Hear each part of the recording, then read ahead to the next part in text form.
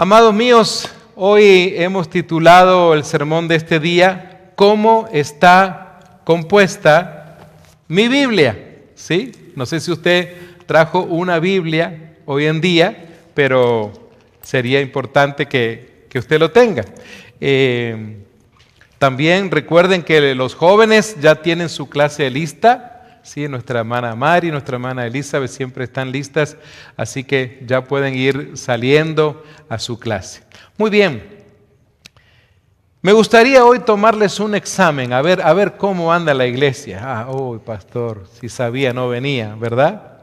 Muy bien, pero yo a veces digo que tengo algunas víctimas por ahí. Tengo a Lolita por aquí, a mi hermano Gabriel, a mi hermano Marvin, también a mi hermano Víctor por ahí. Vengan por aquí un momento. ¿Qué les parece? ¿Les tomamos examen? ¿Qué dice la iglesia? Unos dicen que sí, otros, bueno, muy bien. Pero este es un examen muy fácil, muy fácil, muy fácil.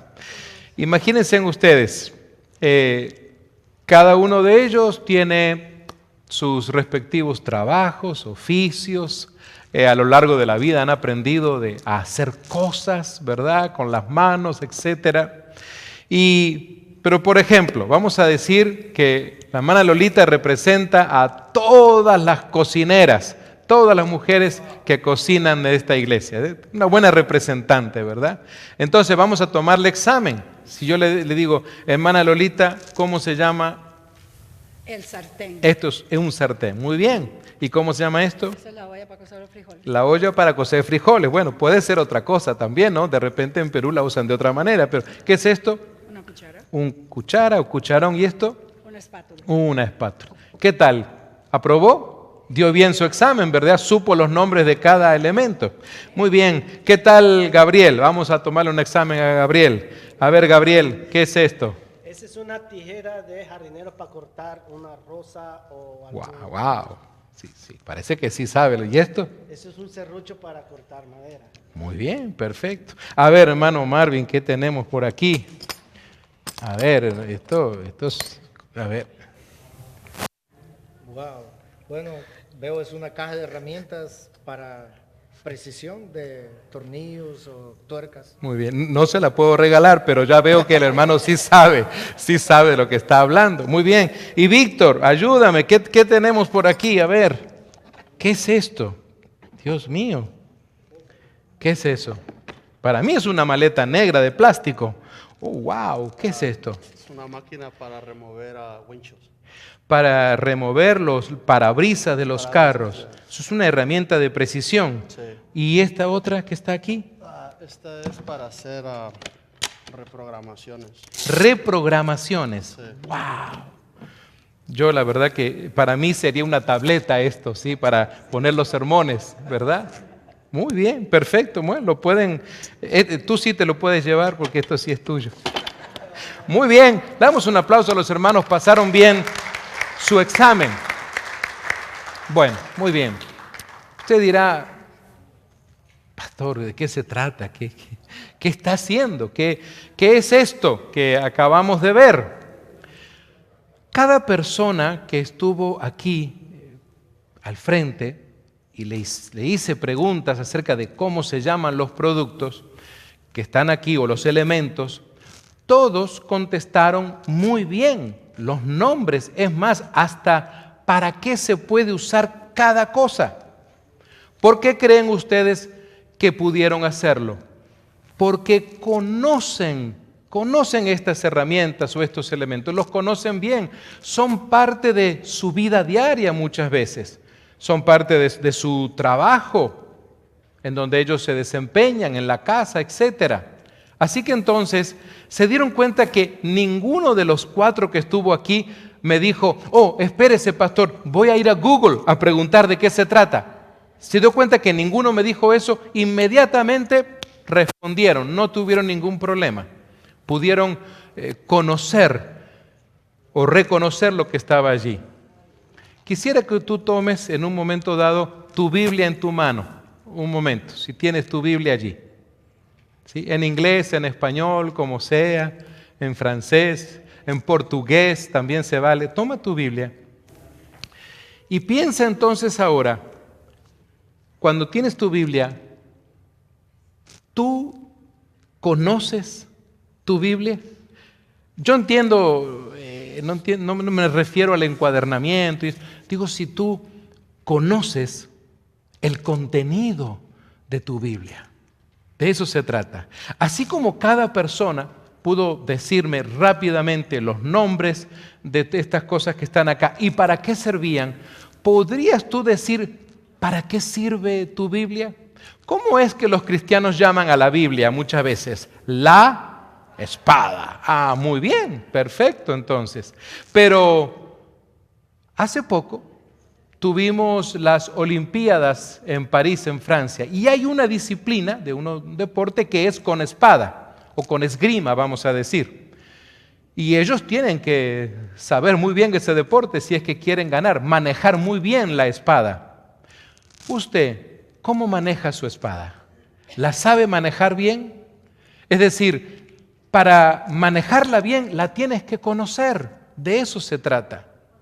Yo no sé cuántos de ustedes desde la niñez han sido enseñados en la Biblia, o de repente tuviste una abuelita, un abuelito, papá, mamá, alguien que tomó tiempo para enseñarte la Biblia. No solamente leerte algún que otro pasaje, me estoy refiriendo a conocerla la Biblia. Y usted dirá, ay pastor, todos los cristianos conocen la Biblia. ¿Está usted seguro? ¿Todos los cristianos conocen la Biblia? Saben que yo no estoy de acuerdo en esa idea. Y mis amados, yo espero que el día de hoy, que el sermón, algunos van a decir, se parece un poquito a estudio bíblico. Porque claro, a ustedes se les ha dado una hoja para que hoy puedan completar por lo menos los nombres de los diferentes libros de la Biblia.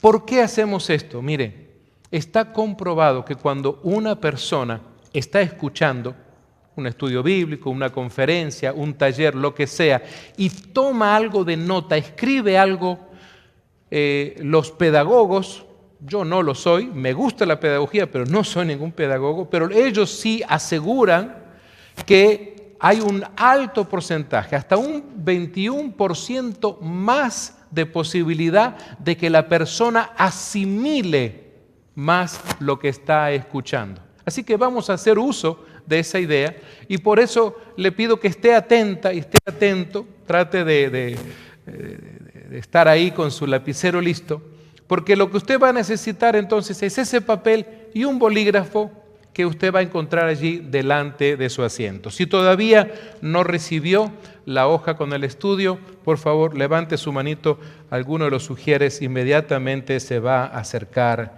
a usted.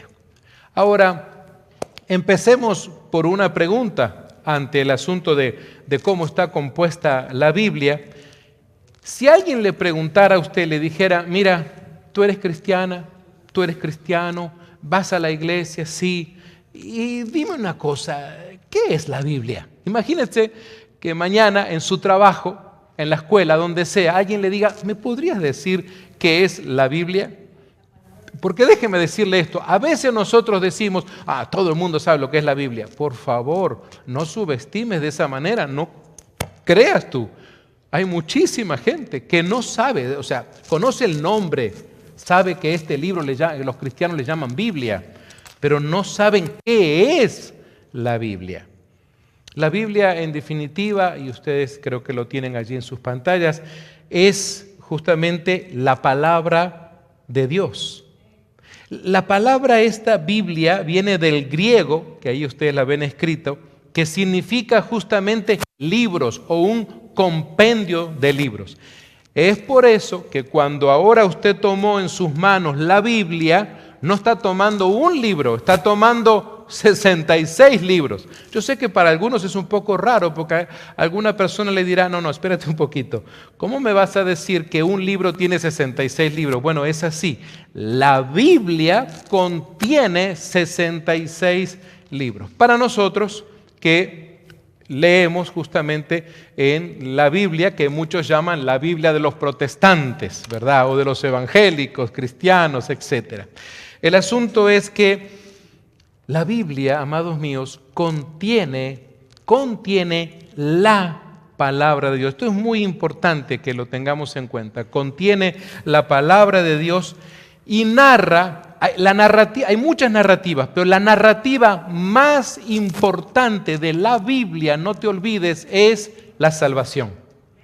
Usted dirá, ¿cómo? ¿Así de sencillo? No. En los 66 libros de la Biblia vamos a encontrar todos los elementos necesarios para entender, para explicar, para proclamar y predicar acerca de la salvación. Hay una historia, la historia de la salvación, que no comienza en el Nuevo Testamento. La historia de la salvación, amados míos, comienza desde el principio incluso.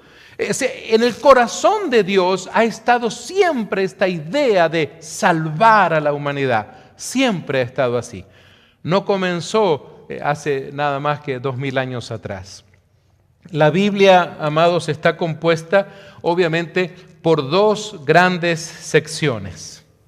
Y lo sabemos bien. Una es el Antiguo Testamento y otra es el Nuevo Testamento. Y cada una tiene su propio conjunto de libros y sirve a diferentes propósitos dentro de la tradición también judeocristiana. Tenemos entonces el Antiguo Testamento, que es un conjunto de libros, es compartido también, miren ustedes, por el judaísmo, por el cristianismo, aunque la organización y el número de libros pueden variar entre las distintas denominaciones. En general, el Antiguo Testamento incluye, por ejemplo, la primera parte se llama Pentateuco. Diga conmigo Pentateuco. Eso quiere decir 5 libros, por eso se llama Pentateuco, que también se los conoce como los libros de la Torá. Usted a veces conversa con una persona de tradición judía y esa es justamente la Torá. Son los primeros 5 libros que son Génesis, Éxodo, Levítico, Número y Deuteronomio. Y estos libros contienen la ley y la historia de los primeros patriarcas y también del pueblo de Israel. Luego entonces, y yo le voy a indicar a usted cuándo va a comenzar a escribir, porque quiero ahora hacer como una especie de resumen. Luego de esa Torá o ese Pentateuco vienen los libros históricos. Los libros históricos narran la historia del pueblo de Israel desde la conquista de Canaán hasta el exilio de Babilonia y el regreso justamente también a la tierra prometida.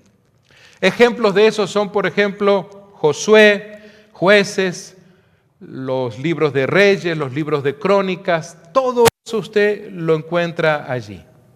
Luego vienen los libros poéticos y también sapienciales, es decir, de sabiduría, que incluyen poesía, proverbios, reflexiones sobre la sabiduría. Algunos ejemplos de ellos son Salmos, Proverbios y Eclesiastés. Luego están los libros proféticos, que contienen las profecías y mensajes de los profetas y se dividen en 2 áreas: profetas mayores como Isaías, Jeremías y Ezequiel, y los profetas menores como Amós y Miqueas y tantos otros.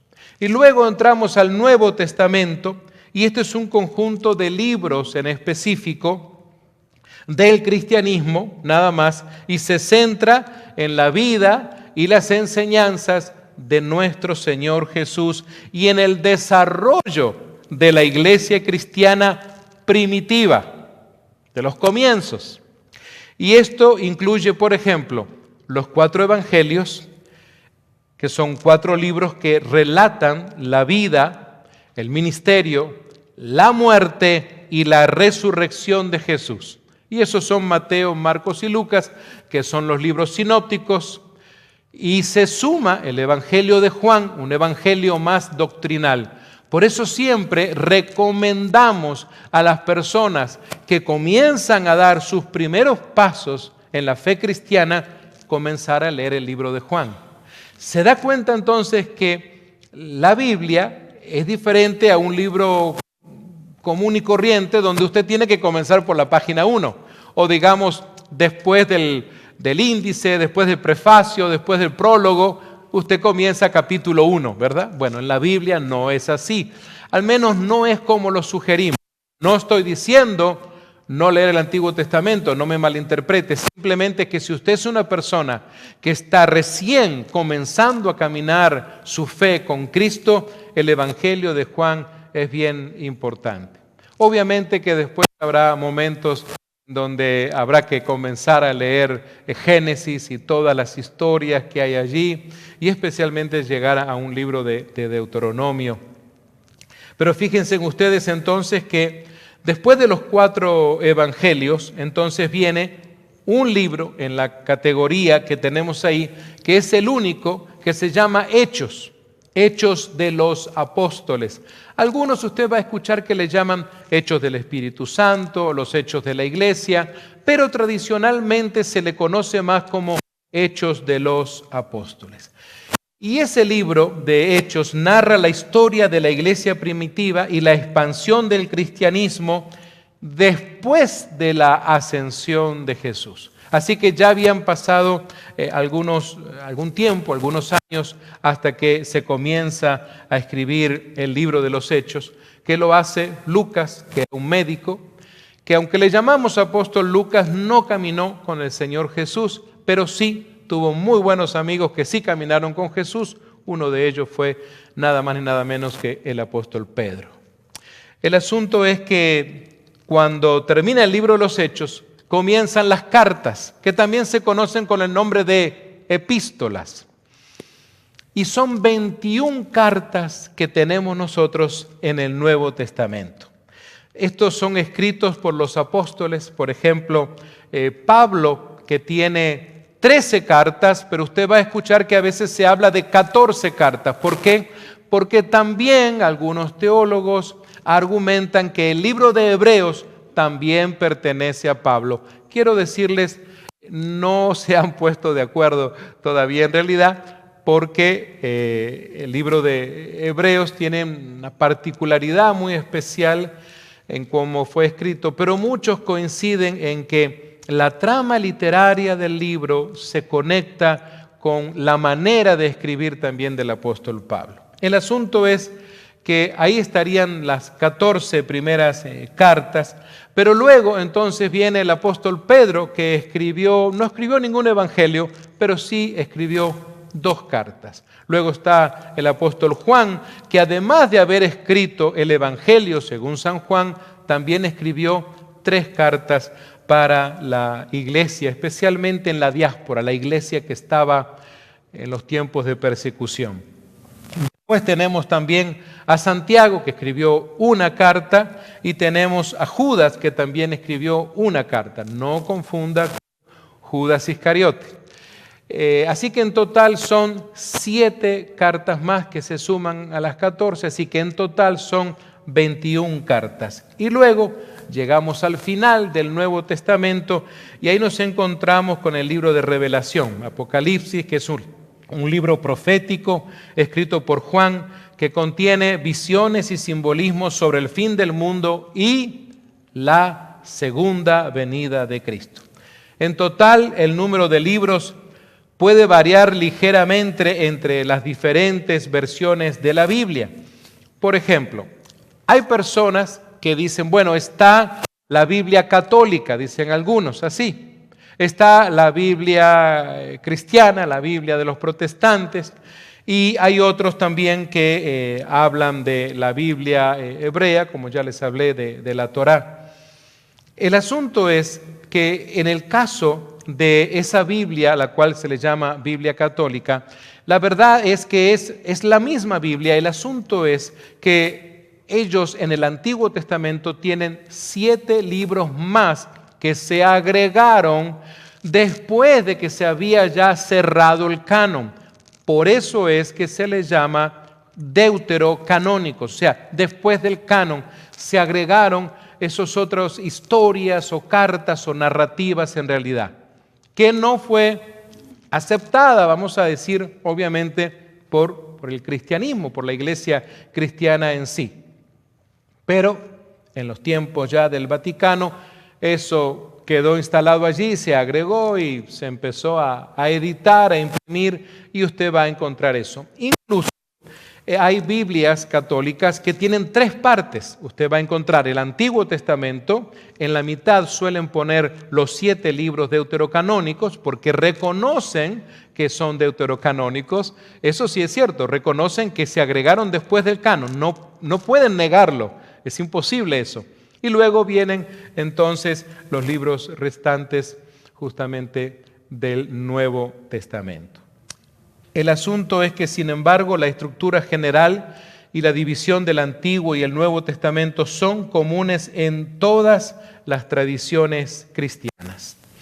Quisiera entonces que pudiéramos ampliar un poco esto hablando de la estructura de la Biblia. Y aquí seguramente es donde usted va a poder escribir un poco.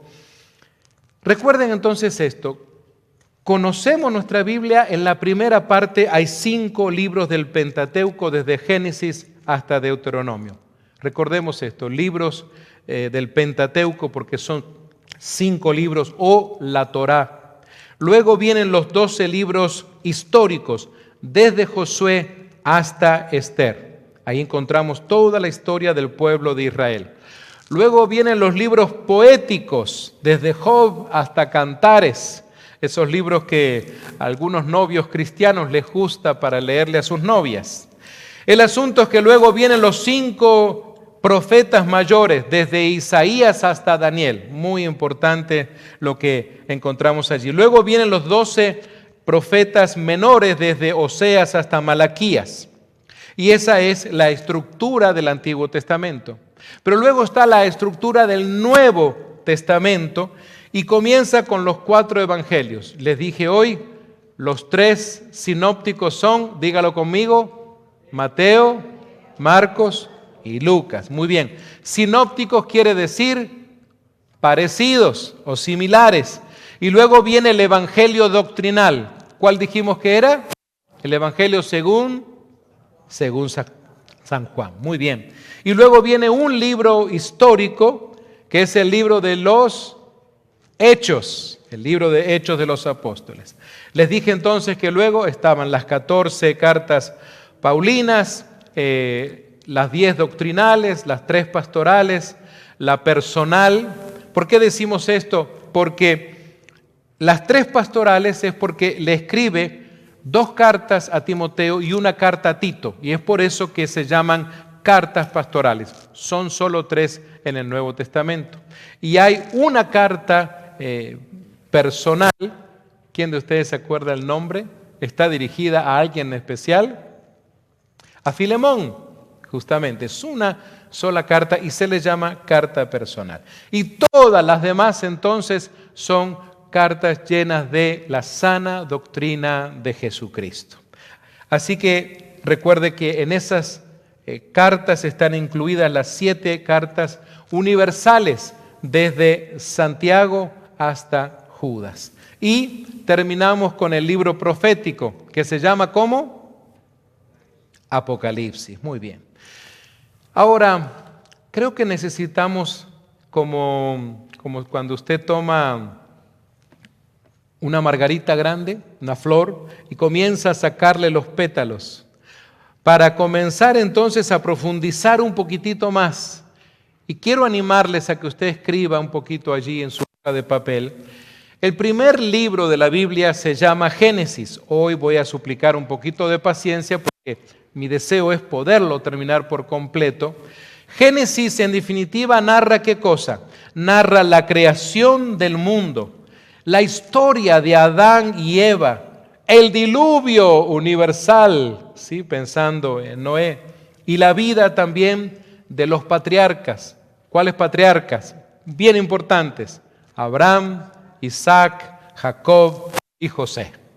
Y luego de Génesis, ¿qué libro viene? Viene el libro de Éxodo. Ustedes ven allí en las pantallas, resaltado en otro color para que puedan tomar nota. ¿Y de qué se trata Éxodo? Piense usted si le hacen esta pregunta. Usted sabe, claro, Éxodo es exit, ¿verdad? Salida. El asunto es que ese libro relata la liberación de los israelitas de la esclavitud en Egipto y la entrega, y esto es muy importante, la entrega de los 10 mandamientos dados en el monte Sinaí a Moisés para todo su pueblo. Luego viene el libro de Levítico. Pareciera ser que muchos cristianos a veces no quieren leer el libro de Levítico, ¿no? Se les hace como aburrido de tantas leyes, tantas cosas. Sin embargo, el libro de Levítico contiene leyes y rituales para los israelitas, incluidos detalles sobre sacrificios y las prácticas sacerdotales. Y usted dirá, bueno, pero pastor, yo no soy israelita, ¿sí? Guatemalteco, salvadoreño, hondureño, colombiano, no sé de dónde es usted. Usted de repente dice, entonces ese lo pego así, le pongo una cinta y ese libro no lo leo, pastor, en la Biblia. Imagínese, porque yo le dije ahora que contiene leyes y rituales para los israelitas, pero sin embargo, el libro de Levítico nos ayuda a entender la disciplina del pueblo de Dios en cuanto a las leyes también de Dios, las leyes divinas. Así que, por favor, léalo, no lo deje a un lado en su devocional.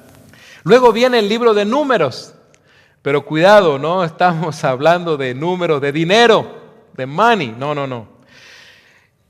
Esto es que el libro de Números describe la travesía de los israelitas por el desierto y la organización de la tribu de Israel. Es por eso que se le puso el nombre de Números, porque justamente usted va a encontrar allí muchos números acerca de la cantidad de personas que integraban las diferentes tribus de Israel. Y termina allí la Torá, el Pentateuco, con el Deuteronomio. Este es un libro tan importante de enseñar incluso a los niños, porque es la recopilación de leyes y discursos de Moisés antes de su muerte, incluyendo una reiteración también de los 10 mandamientos. Es interesante esto, porque usted dirá, pero ¿por qué pasa esto? Muchas veces nos hacemos estas preguntas. Si en el libro de Éxodo, capítulo 20, ya están los 10 mandamientos, ¿por qué cuando voy avanzando en mi lectura, en mi devocional, etcétera, y llego a Deuteronomio, los encuentro otra vez? Recuerde algo que hemos compartido muchas veces en esta iglesia. Cuando algo se repite, ¿qué quiere decir? Que es importante, de eso se trata, que es algo que Dios quiere que aprendamos. Así que entonces, antes de que termine la vida y el ministerio de Moisés, nuevamente aparece allí el recordatorio. Pero luego se termina allí el Pentateuco, esa Torá, y comienza entonces el libro de Josué. Hay algo importante a todo esto, porque alguien se preguntará, pastor, pero los libros de la Biblia están puestos, digamos, en año por año, conforme a cómo entró uno y otro, es decir, según el año o la fecha en que se escribió. No vamos a encontrar eso, porque si fuera así, la Biblia entonces no debería de comenzar por Génesis, debería de comenzar por el libro de Job, que es el más antiguo que tenemos en las Escrituras. Así que recuerde, no es así porque el sentido de la estructura de nuestra Biblia no es por fecha, sino que es de otra manera donde la estructura está preparada para que la podamos estudiar mejor. Fíjense ustedes en esto. Josué, por ejemplo, narra la conquista y la distribución de la tierra prometida bajo el liderazgo justamente de Josué. Y Josué fue un gran discípulo de Moisés. Estamos en estos días, después de que varios de ustedes vieron la película de La Fragua, pensando justamente en qué tan importante es que la iglesia continúe haciendo énfasis en el discipulado. Piensen, ¿cuántos de ustedes están envueltos en discipulado? Ya sea recibiendo o dando discipulado a alguien más. Especialmente a los creyentes que tienen ya años y años y años en el camino del Señor. ¿Estás envuelta, estás envuelto? ¿Estás por lo menos dedicando, aunque sea una hora de tu vida, una vez por semana, para discipular a una persona que acaba de llegar a un encuentro con Cristo? Fíjense en ustedes que Josué surge justamente de un discipulado extraordinario de parte de Moisés. Así que nunca subestimes a aquellos a quienes puedas compartirles la palabra. Tú no sabes si de repente estás preparando a un Josué. Miren ustedes, entonces, después de Josué sigue el libro de Ruth. Bueno, es la historia, claro, de esta mujer moabita que no es judía, que viene justamente de una generación de gente pagana. Ella era moabita, como dije, y se convierte. Es interesante esto. Esta mujer que tienes un libro en la Biblia con su nombre, termina siendo ¿quién? Nada más ni nada menos que la bisabuela de el rey David. Qué interesante, ¿verdad? Nos sorprende Dios con estas cosas.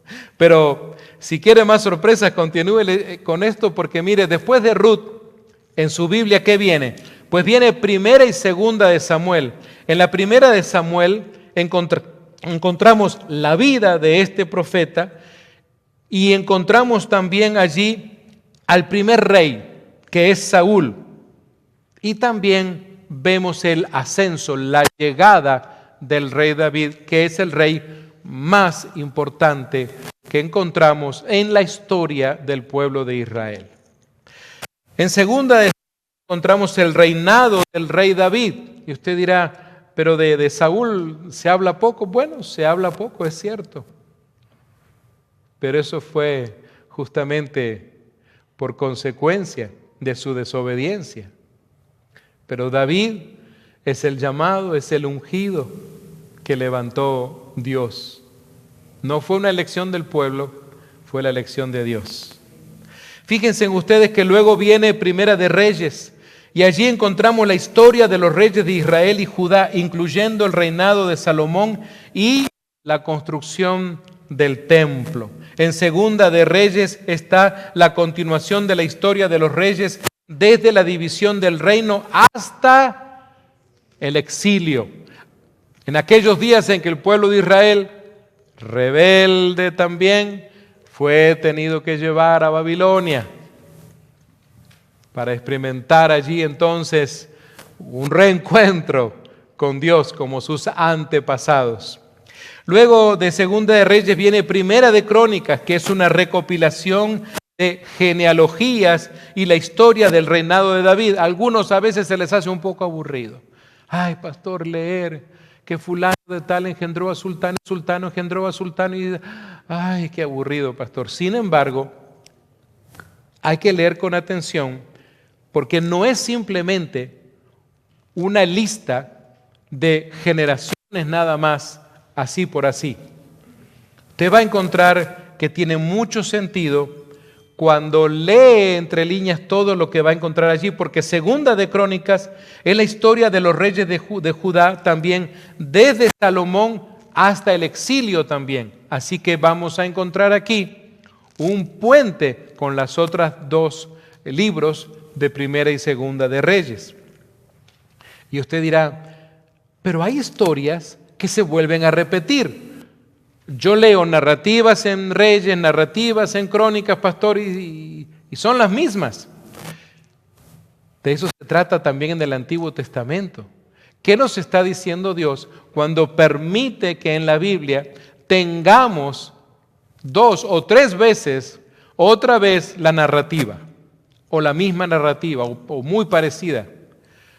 Se trata de que le pongamos atención porque hay una enseñanza allí para nuestras vidas. Nunca subestimemos ningún libro, ni siquiera una tilde de la palabra de Dios, amados míos. Cuando termina Segunda de Crónica viene ese libro vibrante del liderazgo que es Nehemías. A muchos les gusta o quisieran ser como Nehemías, ¿verdad? Que describe la construcción de los muros de Jerusalén y la reforma social y religiosa, porque Nehemías es un líder que se cambió de sombreros muchas veces. Tuvo el sombrero de copero, el sombrero de soldado, el sombrero de director de alabanza, el sombrero de arquitecto, el sombrero de un constructor, porque hacía de todo Nehemías en realidad. Lea esos capítulos de Nehemías, es fabuloso, es precioso. Y luego llegamos entonces a otra vez un libro con nombre de mujer. Y tenemos aquí en la iglesia algunas. Esther, llegamos a Esther. La historia de Esther, incluso hay personas a veces que dicen, ese libro no debería de estar en la Biblia. ¿Por qué? ¿Ha escuchado usted personas por ahí? Ese libro no debería estar. ¿Y sabe por qué dicen eso? Porque dicen, es que no menciona a Dios, no está la palabra Jehová en sí. El asunto es que el libro de Esther es la historia de una reina judía que salva a su pueblo del exterminio. El hecho de que el nombre de Dios no esté escrito allí no quiere decir que no está hablando de la misericordia de Dios. De eso se trata. De cómo Dios, a pesar de todo, utiliza a una mujer para liberar a todo un pueblo. Señoras y señores, una mujer para liberar a todo un pueblo. Así como Débora y otras mujeres. Amados míos, llegamos entonces luego a los 5 libros poéticos. Y aquí es donde... Y nos faltó Esther y luego, el libro de Esdras viene también ahí, ustedes lo ven en el PowerPoint. Esdras es el maestro del Antiguo Testamento, muchas gracias. Esdras también es el autor de estos libros de Nehemías y Esdras. Él es el maestro, el escriba de aquellos días. Verdaderamente que Esdras se destacó por llevar al pueblo a que buscaran siempre en la palabra de Dios. Esdras es aquel que invitó al pueblo a leer la Escritura, ¿verdad? Claro, es cierto que aquel pueblo no tenía, como usted y como yo, la posibilidad de que todos tuvieran un libro como este en las manos, no, porque estaban los rollos, que los leían entonces en aquellos días estos maestros de la palabra y todos tenían que escuchar. Ahora sí, llegamos a los libros poéticos, ¿verdad? Bueno, me gusta porque creo que están atentos. Libros poéticos, muy bien. Y ahí está el libro que les mencioné hoy, el libro de Job, que por su antigüedad, si fuéramos a escribir o a ordenar o a estructurarla por fecha, la pondríamos en primer lugar. Pero Job es un poema sobre el sufrimiento de Job y sus discusiones con amigos sobre la justicia divina. Verdaderamente que Job es un libro que nos ayuda mucho a valorar la amistad, a entender la amistad y a poder entender también la misericordia de Dios en alguien fiel. Porque si queremos buscar, y hay varios, si queremos encontrar a un hombre fiel, si usted va a hacer una lista de hombres fieles en la palabra de Dios, por favor no deje de escribir el nombre de Job. Verdaderamente un hombre fiel, que después de perderlo todo, hijos, ganado, propiedades, sin embargo, fue fiel a Dios. No se enojó con Dios, no protestó contra Dios, no hizo nada contra Él, y Él es aquel que dejó salir de sus labios aquella frase que decía, Dios dio, bendito sea el nombre del Señor. Mis amados, luego encontramos el libro de los Salmos, el Salterio, los 150 salmos de la Escritura, para que lo podamos cantar, para que el pueblo pudiera alabar y adorar al Señor. Es una colección de himnos y oraciones atribuidos principalmente al rey David. No quiere decir que el rey David los escribió todos, porque está Asaf, el mismo Moisés, hasta María, la hermana de Moisés, tiene uno por allí. Así que entonces, amados, luego viene Proverbios, una colección que es una colección, digamos, de sabiduría y consejos prácticos para la vida diaria. ¿Sabe? Yo le sugiero algo si usted es una persona que dice, quiero comenzar a tener un tiempo de devocional cada día, además de leer el Evangelio de Juan. Se dio cuenta que Proverbios tiene 31 capítulos. Entonces, le sugiero que usted comience cada día, por ejemplo, hoy es 8 de septiembre, leer el Proverbio 8. Mañana comienzas y lees el Proverbio 9 y así sucesivamente, un proverbio cada día, como los 31 días que suelen tener algunos meses del año para nosotros. Pero luego viene el libro de Eclesiastés. Ahí están las reflexiones sobre la vanidad de la vida y la búsqueda de sentido. Si usted es una persona que a veces se pregunta, mi vida no tiene sentido, no sé qué estoy haciendo. Si conoces a una persona a veces deprimida, que su vida parece no tener ningún sentido, por favor, lee el libro de Eclesiastés para poder ayudar a otra persona. ¿Sabes? Luego aparece el libro de Cantares, o también conocido como Cantar de los Cantares, que es un poema lírico sobre el amor entre un hombre y una mujer. Un libro precioso para el matrimonio. Ayer que tuvimos justamente matrimonios de esperanza aquí en la iglesia, hablamos de la importancia del amor, de la importancia de la unión conyugal. Y amados míos, este es un libro precioso para leerlo incluso en pareja. Después vienen 5 libros de los profetas, pero se llaman profetas mayores. Les mencioné hoy a Isaías, por ejemplo, y es una profecía sobre la salvación de Israel y también anuncia al futuro Mesías. 700 años antes de la era cristiana ya estaba Isaías hablando del nacimiento de nuestro Señor y Salvador Jesucristo. Pero luego está Jeremías, que es la profecía sobre la destrucción de Jerusalén y el exilio y las promesas de restauración. Jeremías es aquel profeta que hablaba tantas veces con el pueblo que tenía un corazón endurecido. Muchos lo llaman a Jeremías el profeta, ¿cómo? El profeta llorón, dijeron por ahí. Bueno, porque justamente derramaba lágrimas, porque lloraba.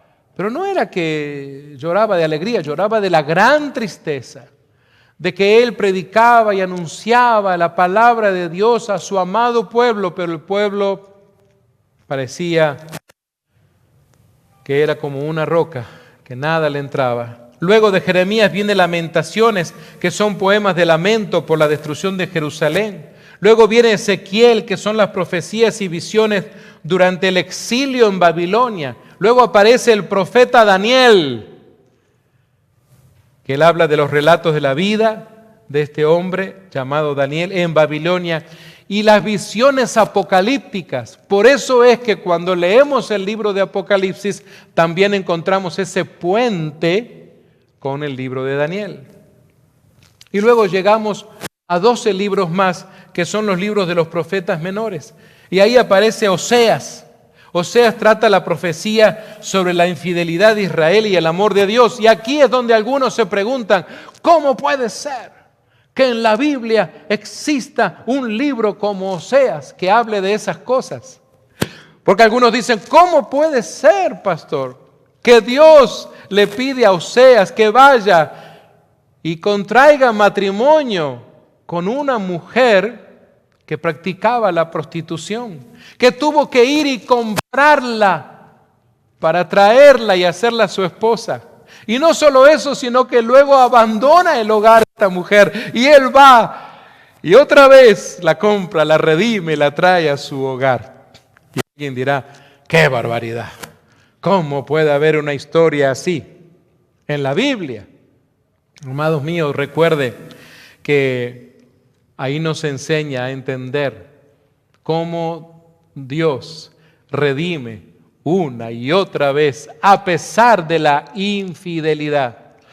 porque Oseas tuvo que ir y redimir a esa mujer y madre de sus hijos.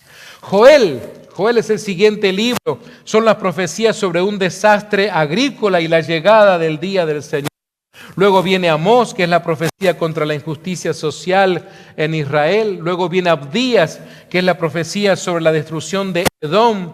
Luego viene Jonás, que es la historia de aquel profeta que todos muchas veces hablan, su misión a la ciudad de Nínive, y especialmente porque se lo tragó un gran pez, y de ahí todas las historias, ¿verdad? Pero amados míos, ahí encontramos también el avivamiento de una ciudad entera que se arrepintió en un momento determinado de su historia. Luego viene Miqueas, que son las profecías sobre la justicia y la llegada de un gobernante justo.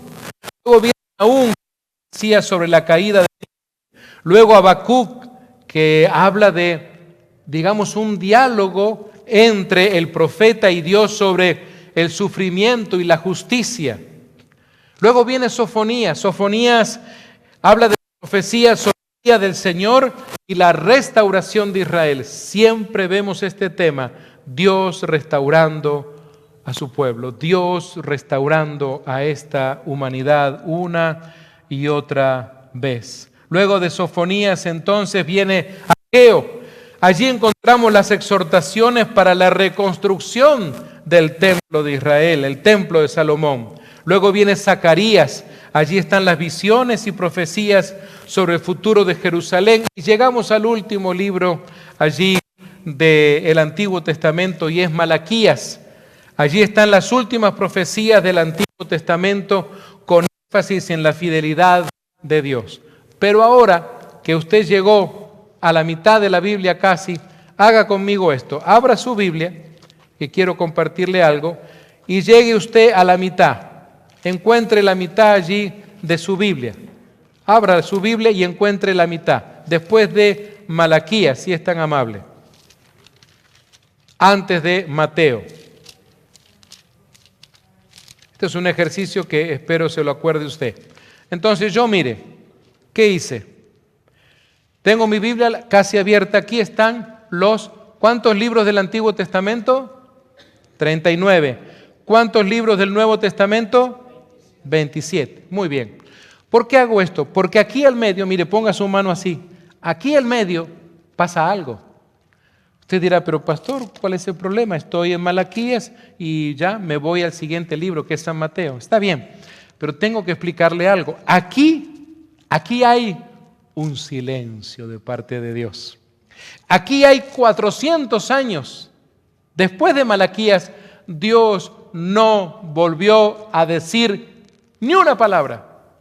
Usted dirá, ¿se enojó Dios? A ver, si logro explicar esto.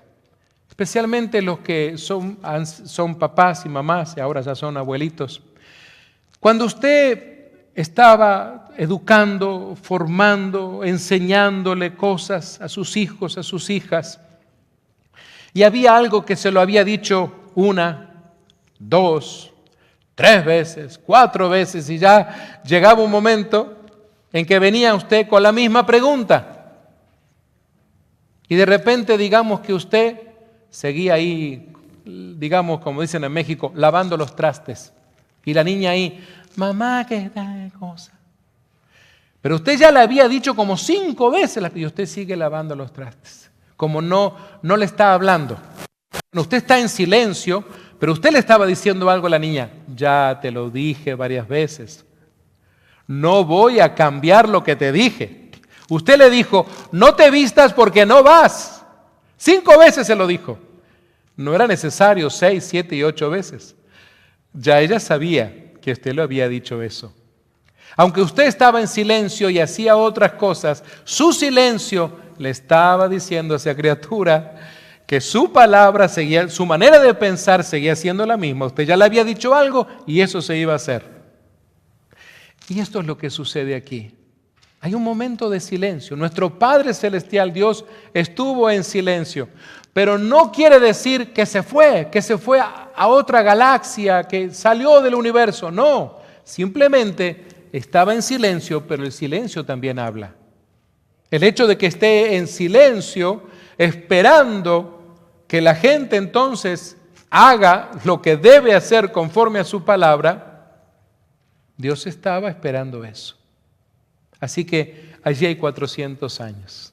Hasta que entonces Dios levanta a un hombre llamado Juan el Bautista, el último de los profetas de esa era, aunque después aparecieron también otros profetas que se relatan en el libro de los Hechos también. Pero Juan el Bautista es la clave. Y vemos entonces que ahí comienzan los relatos ya del Nuevo Testamento. Los minutos se nos han ido, hermanos míos, pero Mateo relata la vida, la enseñanza, la muerte y resurrección de Jesús con énfasis en cómo Él, o sea, hablando de Jesús, cumple las profecías del Antiguo Testamento. Ese es el énfasis de Mateo. Pero luego viene Marcos. Marcos trata del evangelio más breve, 16 capítulos, y Marcos también, lo mismo que pasa en el Antiguo Testamento, si fuéramos a organizarlo por fecha, deberíamos de poner a Marcos primero, porque él fue el primer evangelista, el primer discípulo del Señor Jesús en escribir un evangelio. Pero como no estamos en esa categoría, encontramos a Marcos aquí, donde él está centrado en las acciones y milagros del Señor Jesús. En eso se enfocó especialmente. Luego encontramos a Lucas, que ya les dije que no caminó con Jesús, pero él relata de forma detallada, porque al ser un médico, entonces tuvo más detalles de esto, incluyendo parábolas y eventos incluso de la infancia. Y Juan tiene el enfoque en la identidad divina de Jesús y su relación con el Padre, y es el evangelio más doctrinal que también podamos tener. No quiero decir que los otros tres sinópticos o evangelios no tengan doctrina, sino que el que más fuerte énfasis hay en la doctrina de Jesús. Luego vienen las cartas de Pablo. Les decía hoy, sabemos que él escribió 13, pero también se habla de 14 porque le adjudican el libro de Hebreos. Luego vienen las 7 cartas universales. Pero Romanos no fue la primera carta de todas, pero aparece Romanos, que es la carta de Pablo a los cristianos en Roma, aquellos que se habían convertido cuando escucharon a Pedro explicando la salvación y la justicia de Dios. Luego encontramos primera y segunda de Corintios. La primera carta de Pablo a la iglesia en Corintios aborda problemas y está dando instrucciones sobre la vida cristiana. ¿Por qué? Porque los hermanos en Corinto y los hermanos en otras iglesias como en Galacia y en Éfeso también tenían problemas. Yo sé que la iglesia Nueva Esperanza no tiene problemas de ningún tipo, ¿verdad? De ningún tipo. ¿Cómo debo de interpretar las sonrisas para que nuestros hermanos en las redes sociales dirán, ¿será cierto? ¿Los hermanos en Simi Valley se llevan tan bien? Son personas tan fantásticas, aunque representan a 14 países diferentes, igual, son de un mismo sentir todo el tiempo. Bueno, el asunto es que en Corintios no pasaba eso, y por eso entonces él tiene que escribir hasta una segunda carta a los Corintios, defendiendo su apostolado y hablando de sufrimiento y consuelo. Luego escribe Gálatas, que es una carta justamente. Es una carta, pero no para ser leída en una iglesia, como pasaba en Corinto, porque era hacia ese valle de Galacia, y los gálatas que ocupaban gran parte allí de ese territorio, había ya varios grupos en las casas donde se leyó varias veces la carta que había escrito el apóstol Pablo a los hermanos de esa región allí en Galacia, donde él defiende especialmente la justificación por fe y no por la ley, porque recordemos que en toda esa área estaba muy fuerte el asunto de la ley judaica. Pablo entiende esto. Pero luego viene la carta a los creyentes en Éfeso.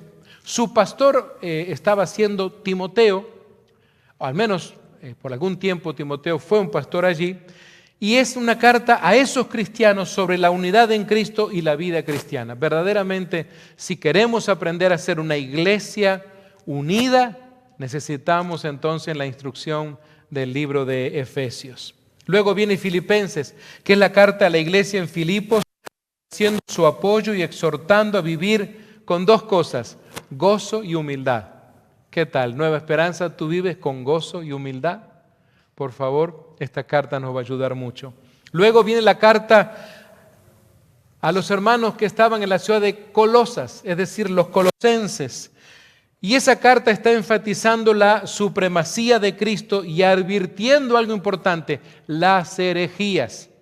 Y hoy no estamos libres de eso, porque hay herejías por todas partes. Así que esto también es parte de las cartas de Pablo. Y luego aparece una de las primeras cartas que escribe Pablo, y es a los hermanos en Tesalónica, porque fue la primera iglesia que él plantó, la iglesia en Tesalónica. Y noten ustedes que la primera carta a esta gente es para afirmar la fe y la esperanza de la segunda venida de Cristo, porque ellos necesitaban esta fe y esta esperanza. Mis amados, cuando hables de fe y esperanza con alguna persona, lee Primera de Tesalonicenses. La segunda carta a los tesalonicenses habla o está corrigiendo malentendidos sobre la segunda venida y el día del Señor, porque ya en aquellos días ya estaban los malentendidos. Hoy hay muchos malos entendidos por ahí, pero bendito sea el Señor que tenemos la Biblia para aclarar los malos entendidos. Y luego viene Primera de Timoteo, que es una carta pastoral. Allí están las instrucciones a un pastor como Timoteo sobre la administración de la iglesia y la vida cristiana. La segunda carta está animando a Timoteo a perseverar en la fe y en el ministerio. Si un día quieres animar o motivar a algún pastor joven, entonces te sugiero que leas estas dos cartas. Y luego está la de Tito. Allí están las instrucciones a este otro discípulo sobre la organización de la iglesia en la isla de Creta y la vida cristiana. Y amados míos, después encontramos a la carta personal a Filemón, y es una carta para hablar de la aceptación de un esclavo fugitivo llamado Onésimo. Y muchas veces necesitamos justamente hablar con aquellos que son muy rígidos en cuanto a la ley y no quieren entonces aceptar que pueda haber personas que cometan errores y que entonces deben ser aceptadas otra vez en el seno del hogar. Fíjense en ustedes que luego aparece Hebreos, que es verdaderamente un tratado sobre la supremacía de Cristo y la superioridad del nuevo pacto justamente que teníamos en el antiguo. Santiago escribe una carta sobre la sabiduría práctica y la vivencia de la fe en la vida cristiana. Usted que está tomando nota por lo menos de los libros, note que después viene Primera de Pedro, que es la carta a los cristianos que sufren persecución, animándolos a vivir con esperanza y fe. La segunda carta de Pedro es la carta donde está advirtiendo sobre los falsos maestros y reafirmando la segunda venida de Cristo. Noten ustedes cómo se reiteran algunos temas, pero en este tiempo cambiando de autor. También Pedro está haciendo énfasis en tener cuidado con los falsos maestros. Iglesia Nueva Esperanza, esto también es para nosotros. Debemos tener cuidado con los falsos maestros. Todas las iglesias deben de tener cuidado con esto. Esto es algo que se da, especialmente usted que tiene tanto acceso a esos canales de YouTube y tanta cosa. Debes de tener cuidado cuando estás de repente escuchando falsas enseñanzas. Por eso debes discernir con el filtro que es la palabra de Dios. Luego está Primera, Segunda y Tercera de Juan, que en definitiva Juan enfatiza el amor y la verdad en su primera carta y combate las enseñanzas erróneas. Luego la carta de Juan, la número 2, es muy breve sobre la importancia de la verdad y el amor en la comunidad cristiana. Y la tercera de Juan, una carta sobre la hospitalidad y las relaciones dentro de la iglesia. Es una carta que nos exhorta a ser hospedadores en nuestro hogar. Judas es una carta que advierte contra los falsos maestros y anima a los cristianos a mantener su fe. ¿Se da cuenta? Otra vez. No estaba todavía terminado el primer siglo y encontramos una y otra y otra y otra vez hablando de tener cuidado con los falsos maestros. Y era una iglesia primitiva, tan joven. Y llegamos finalmente al libro profético, el libro de Apocalipsis, que habla de las visiones apocalípticas de Juan sobre el mundo, el juicio final y la creación de un nuevo cielo y de una nueva tierra. Y especialmente el capítulo 2 y 3 del libro de Apocalipsis, que habla directamente con la iglesia. Es necesario que podamos leer esos capítulos que hablan de esas 7 iglesias del libro de Apocalipsis. Y amados míos, la idea de haber hecho de repente esta jornada, esta maratónica sobre los 66 libros de la Biblia, es para que podamos tener en cuenta esto. A veces vamos a necesitar recurrir de repente a ese papel que tiene usted para volverlo a leer una vez más. Pero pensemos en esto. ¿Sabía usted que no hay ni siquiera otra religión, otra secta, lo que sea, que tenga un libro como el que tú tienes en tus manos en este momento? Claro, cada uno de ellos lo va a defender a su manera. Pero lo que nosotros encontramos aquí, que la Biblia es el único, y no hay otro más. Usted lo puede corroborar, puede ir si quiere, y ahora no tiene que gastar dinero en estar comprando todos esos otros libros. Usted lo puede investigar en todas las redes que hay, en el sistema digital, y darse cuenta que no hay otro libro de ninguna otro tipo de iglesia, de religión, de secta que hable sobre el Dios creador. Nunca había pensado en eso. La Biblia es el único libro que habla del Dios creador, de nuestro Dios creador. Los demás tienen doctrinas, tienen sus reglamentos, muchas otras cosas, pero no hablan de un Dios creador.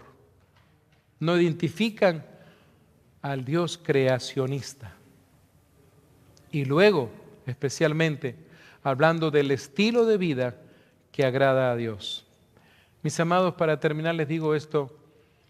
Muchos de los que están acá y que me están escuchando, alguna vez usted tuvo que prepararse para poder conducir, por lo menos para los que conducen un vehículo que lo tienes allí afuera.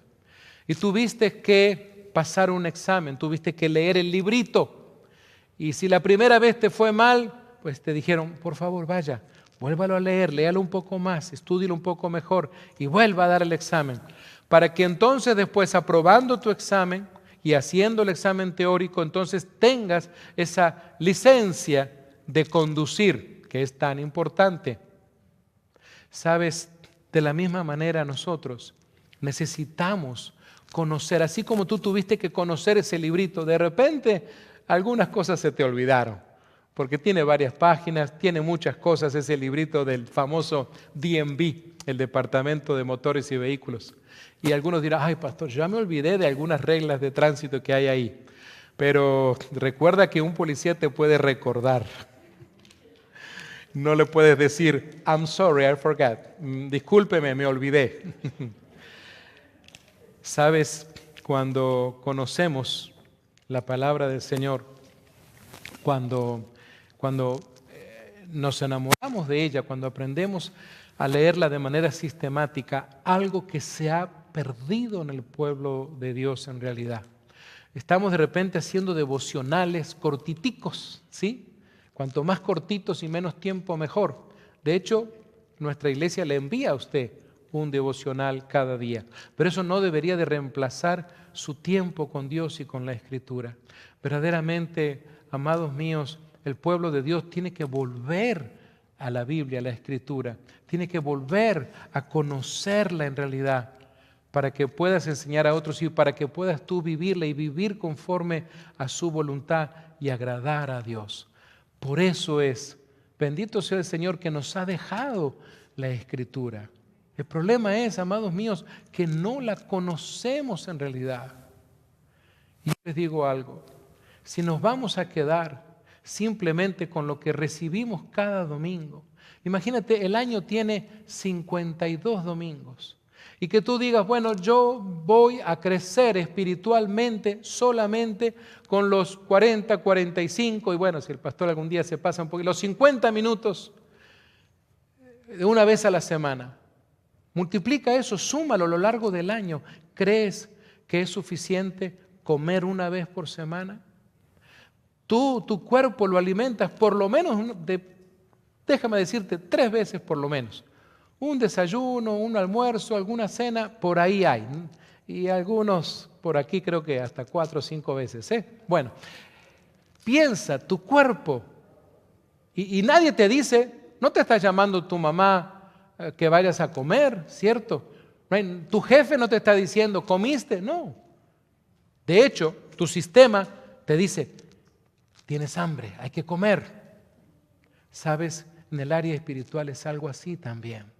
Que cada día podamos alimentarnos espiritualmente. El asunto es que hoy la participación en las redes sociales y en tantas otras cosas que en realidad no nos llenan, simplemente llenan tus ojos. Pero amados míos, nada puede reemplazar ese tiempo con la Biblia, con la palabra y ese momento de oración. Aunque de repente no leas un montón, tal vez leas 1 o 2 capítulos en tu devocional, pero que puedas reflexionar y decir, bueno, esto que he leído, ¿cómo me sirve? ¿Cómo puedo aprender de esto? Entonces ahora tienes en esa hoja de estudio por lo menos una base, y cuando tú decides, bueno, voy a comenzar en este libro, para los que tienen menos tiempo, comiencen por Juan, y si de repente alguno de ustedes nunca ha leído, digamos, los profetas menores, que a algunos les sorprende las historias que hay ahí tienes una base, por lo menos para saber de qué se trata, y comienza a leer por lo menos un libro de un profeta menor, por lo menos, digamos, en una semana liquidar todo. Y no estoy diciendo, amados míos, una lectura abuelo de pájaro, voy a leer porque el pastor dijo, no, sino que leas poco pero meditando, reflexionando. Vas a encontrar algunas cosas que vas a decir, caramba, ¿para qué me puse a leer? Ahora se me está complicando la vida cristiana. Hay gente que a veces dice, pastor, es que hay unos pasajes bíblicos que, como el que yo les relaté del caso de Oseas, y hay muchos otros. No te preocupes, toma tu bolígrafo, tu lápiz, marca allí algo que no has entendido, pon ahí la fecha inclusive, no te estanques en eso, tú sigue adelante. Y te vas a sorprender cómo con la ayuda del Espíritu Santo luego, cuando sigues en la lectura, te explica lo que 2 o 3 páginas hacia atrás no habías entendido. Pónganlo en práctica y después hablamos. Van a ver ustedes que sí. Y de todas maneras, si a pesar de eso continuara una duda, para eso tenemos a los maestros, los que nos enseñan en la iglesia, en la palabra de Dios. Para eso estamos justamente. Así que creo que lo mejor que nos puede pasar a los pastores y maestros de esta iglesia es que podamos escuchar a alguien diciendo, hay un pasaje que estoy leyendo y que no entendí esto o aquello. ¿Me lo podría explicar? Nunca tengas pena de preguntar, nunca te avergüences de preguntar. Preguntando la manera que vamos a poder crecer. Les animo a que este día nos podamos poner de pie un momento, podamos darle gracias a Dios porque nos ha dado la Biblia, nos ha dado la palabra. No es un libro de religión, es el manual de la vida para vivirlo. Cuando por favor compartas con tus hijos, con tus hijas, con tus nietos, con sobrinos, con quien sea, recuerda, este no es un libro de religión. Para los más jóvenes que están en la escuela, remember, this is not a religion book. This is the guide to the better life. Esta es la guía para la mejor vida que podemos tener.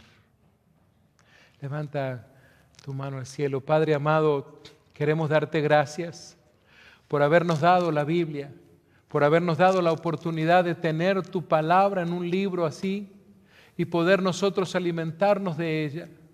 Padre amado, clamamos que sea tu Santo Espíritu ayudándonos a todos los que estamos aquí, Señor, a poder crecer, a poder tener el discernimiento, Señor. Y especialmente a poder escucharte a ti a través de cada capítulo, de cada libro, de cada porción que podamos leer. Padre amado, clamamos para que podamos ser un pueblo disciplinado a la hora de leer tu palabra, Señor, para que podamos crecer, para que podamos madurar y para que podamos ser cristianas y cristianos firmes, Señor, conforme a tu palabra. Te alabamos y te glorificamos. Te damos a ti la gloria y la honra en el poderoso nombre de quien vive y reina para siempre, nuestro Señor Jesucristo. Y el pueblo de Dios dice, amén.